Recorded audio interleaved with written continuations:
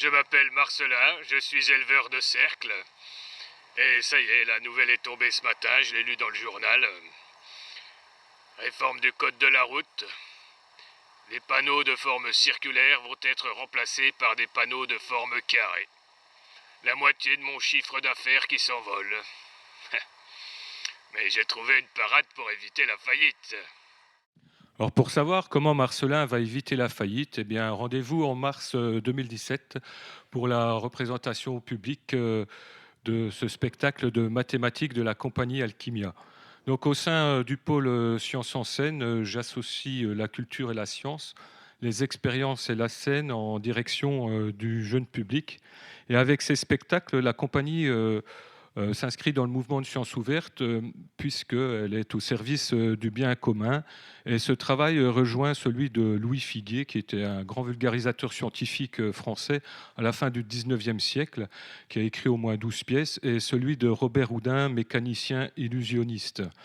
Alors, le jeu, l'humour et l'interactivité permettent de présenter des concepts scientifiques, de les rendre vivants et moins ennuyeux en tout cas qu'à l'école ou à la maison.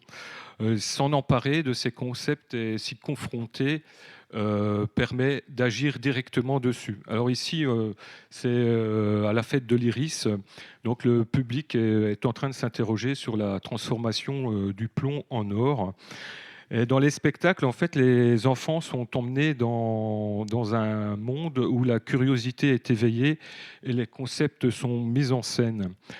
Alors, je joue ici dernièrement, j'ai joué dans un café-théâtre, j'ai joué à Mons 2015, dans un festival jeune public au Bénin, enfin dans des lieux où la science n'est absolument pas attendue et pourtant le public est bien au rendez-vous, ce qui montre que la jeune population est en attente.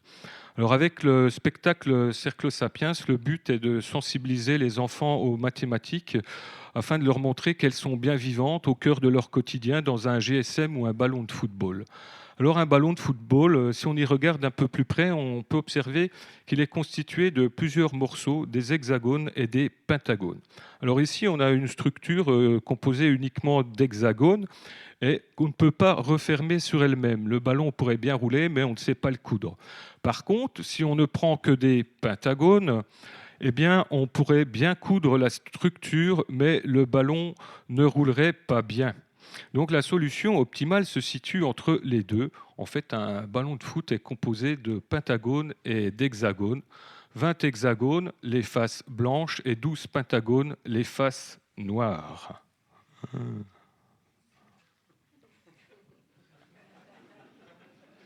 Yeah. Alors, entrons dans le vif du sujet. Pourquoi Cerclo Sapiens Comment rendre enfin, assez vivant des concepts totalement abstraits et qu'est-ce qu'on on va y trouver finalement? Alors,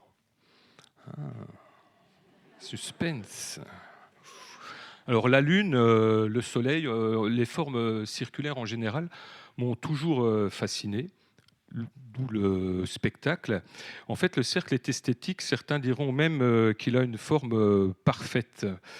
Alors, on ne peut pas évidemment évoquer le cercle sans parler du fameux nombre pi, cette constante mathématique qui a été calculée ou plutôt approchée déjà il y a quelques siècles et notamment par Archimède 250 ans avant Jésus-Christ, qui a trouvé un encadrement assez précis, hein, 2 décimales exactes, avec la technique des polygones à 96 côtés.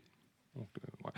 Alors ici, on retrouve le dessin de Léonard de Vinci, l'homme de Vitruve, où l'homme est inscrit dans un cercle et dans un carré. En fait, ici, ce qui m'intéresse, c'est l'association du vivant et de l'abstrait. En fait, notre corps physique peut jouer une abstraction mathématique. Et il y a des objets usuels de tous les jours, comme une bille, une tasse de café ou des bandes de papier qui peuvent également le faire. Alors ici, le cercle invite à la topologie ou la mathématique des trous, par exemple avec le ruban de Möbius qui est de ce côté ici.